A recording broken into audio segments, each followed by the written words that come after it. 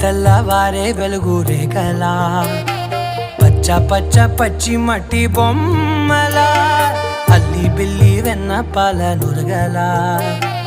అచ్చ తెలుగు ఇంటి పూల కొమ్మలా దేవదేవుడే పంపగా ఇలా దేవతే మా ఇంట అడుగే పెట్టెనంట బ్రహ్మ కళ్ళలో కాంతులే